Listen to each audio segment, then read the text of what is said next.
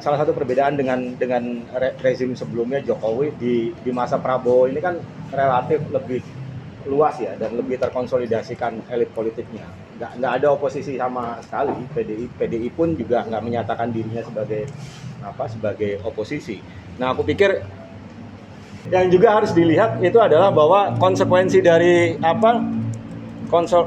dari konsolidasi para elit ini itu muncul kebijakan-kebijakan yang memang benar-benar sepenuhnya menguntungkan para elit politik itu sendiri. Di satu sisi kita bisa melihat kebijakan kayak Omnibus Law gitu ya. Kita bisa lihat kebijakan kayak undang-undang Minerba dan segala macam ya, termasuk kemudian juga kebijakan-kebijakan yang sifatnya menjaga penindasan dan eksploitasi yang mereka lakukan dengan revisi undang-undang TNI, undang-undang ITE dan segala macam ya. Nah, kita melihat dari kebijakan-kebijakan yang seperti itu, salah satu hasilnya itu adalah persoalan kesenjangan sosial yang semakin besar gitu ya. Jadi misalnya kalau beberapa data kan menyebutkan bahwa 1% orang paling kaya di Indonesia itu kekayaannya meningkat 17 kali lebih cepat daripada 50% rakyat di Indonesia. Dan itu manifestasinya terlihat dalam persoalan-persoalan yang muncul beberapa waktu belakangan ini. Ada kebijakan kenaikan tunjangan dan segala macamnya itu. Nah, perlawanannya sendiri seperti yang tadi sudah disampaikan gitu ya, sejak setidaknya 2019 itu memang karakternya spontan gitu ya, dengan cepat naik kemudian cepat turun, dengan tidak ada kepemimpinan secara nasional dan segala macam ya. Kalau dilihat rentetannya itu kan setelah kebijakan efisiensi, konsekuensinya daerah-daerah kemudian harus menaikkan pajak bahkan 100-200% daripada sebelumnya. Ini yang kemudian memicu perlawanan di Pati, kemudian setahu di luar Pati juga ada ya, di Bone dan segala macamnya. Kemudian pasca itu tanggal belasan Agustus.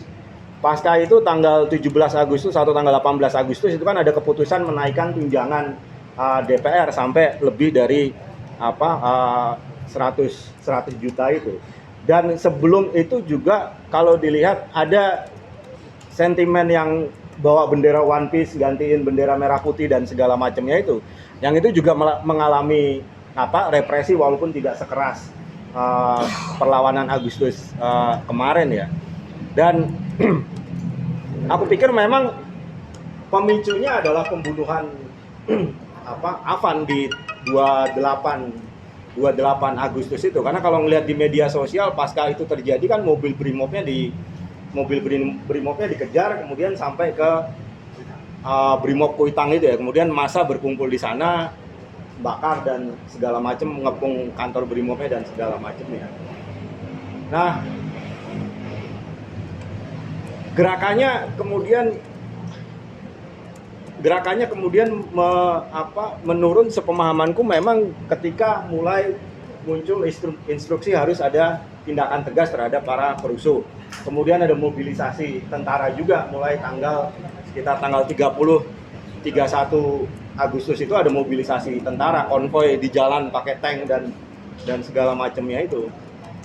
Nah, menurutku benar yang disampaikan bahwa akan ada kemungkinan muncul lagi perlawanan karena persoalan kontradiksi kenapa muncul aksi-aksi kemarin itu belum selesai. Aksi-aksi kemarin kalau menurut kita basisnya adalah persoalan kesenjangan sosial itu.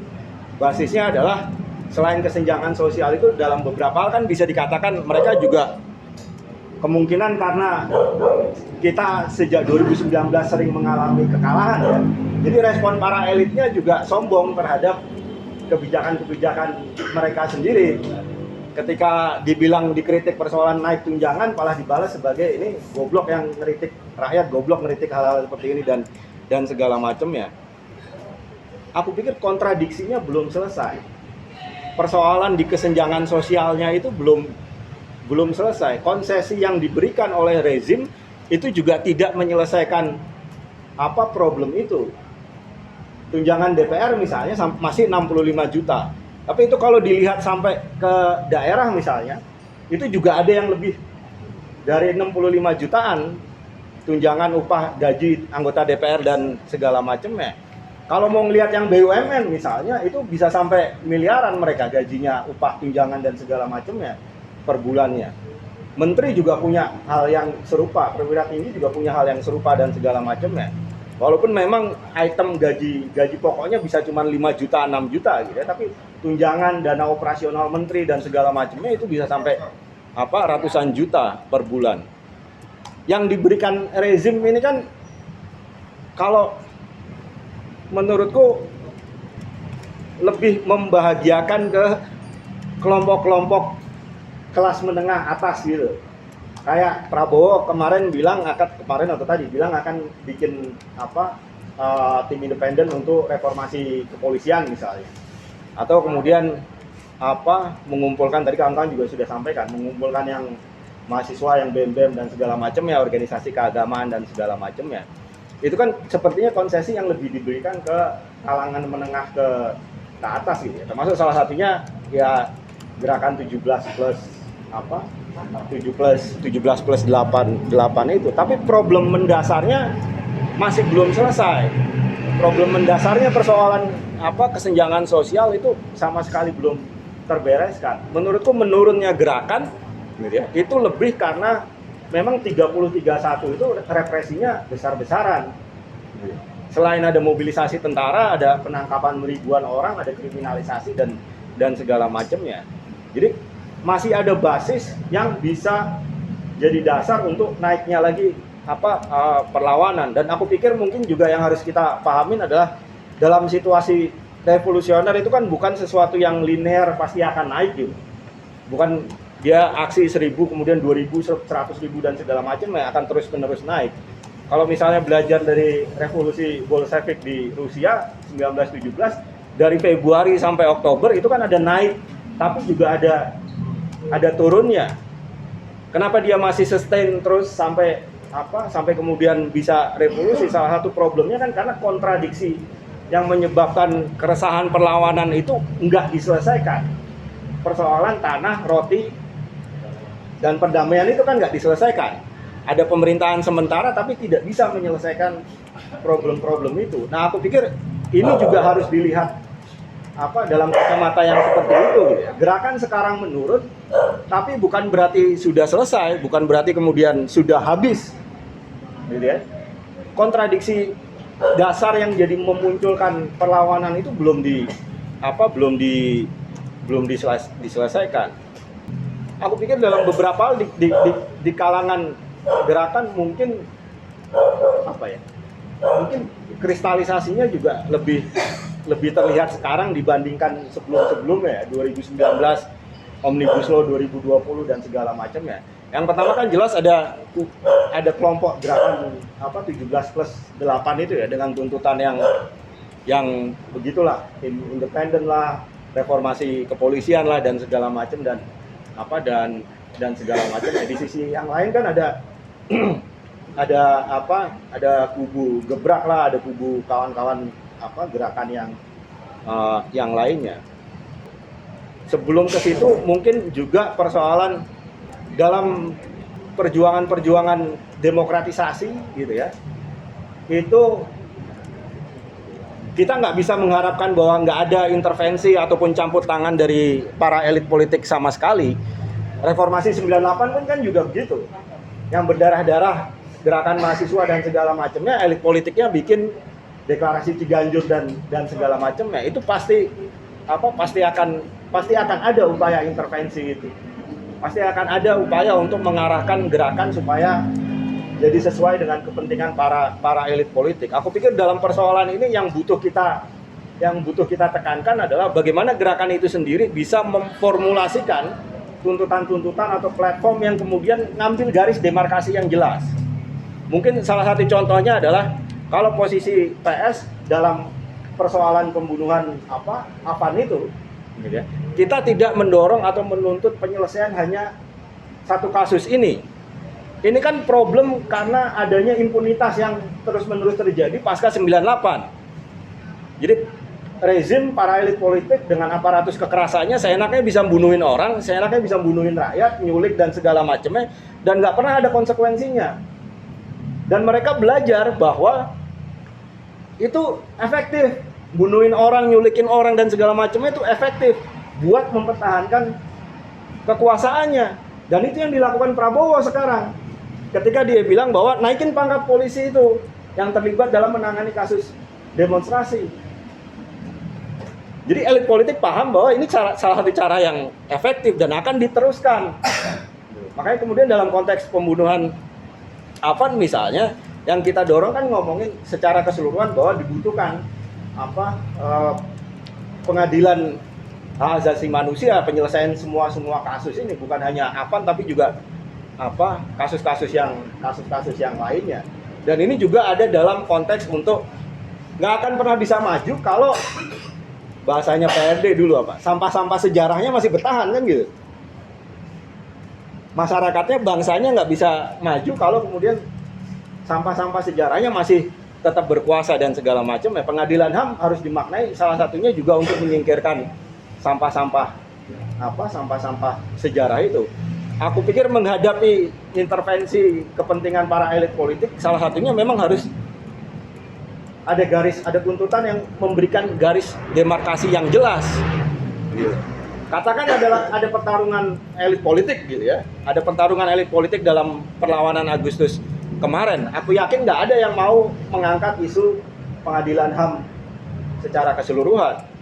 Karena semuanya ada penjahat HAM di sana, PDIP lah dan segala macamnya ada penjahat HAM di sana. Gitu. Nah, aku pikir itu yang jadi penting. Nah, itu nanti berhubungan juga dengan persoalan, aku sepakat bahwa kita butuh konsolidasi nasional. Konsolidasi yang seluas mungkin ya. Bahkan bukan hanya di antara kita yang ada di sini, entah di Gebrak ataupun kemudian kawan-kawan yang di luar Gebrak, tapi juga misalnya kawan-kawan yang kalau tadi disampaikan yang yang anarko segala macamnya, yang main di media sosial dan segala macamnya itu. Aku pikir butuh konsolidasi yang luas begitu. Itu satu sisi, tapi poin pentingnya adalah termasuk juga konsolidasi dengan secara nasional itu melibatkan mereka yang ada di gerakan 17+8. Tapi poin pentingnya adalah kita nggak bisa kompromi dalam persoalan-persoalan tuntutan dan persoalan-persoalan platform dengan mereka. Karena begitu kita mengangkat tuntutan-tuntutan seperti yang di gerakan 17+8 gitu ya, reformasi polisi dan segala macamnya itu akan jadi jalur masuk bagi para elit politik itu untuk nyingkirin salah satu kubu dan segala macamnya, ngambil posisi dari kubu yang lain dan segala macamnya. Nah, konteksnya aku pikir ketika bicara konsolidasi nasional memang kita harus firm punya tuntutan ataupun kemudian platform gitu ya. Cuman mungkin bisa kita diskusikan. Kalau aku pribadi mungkin bukan tuntutan minimum, tapi lebih ke transisional itu. Tuntutan-tuntutan yang berangkat dari situasi sekarang gitu ya, bisa diterima massa, tapi dia juga bisa membuat massa memahami bahwa ada tujuan yang lebih besar. Tujuan yang lebih besar itu ya perubahan sistem itu ya, terlepas nanti mau dinamain Republik ke-4 atau sosialisme atau ekososialisme dan segala macamnya. Tapi aku pikir butuh tuntutan yang sifatnya seperti itu.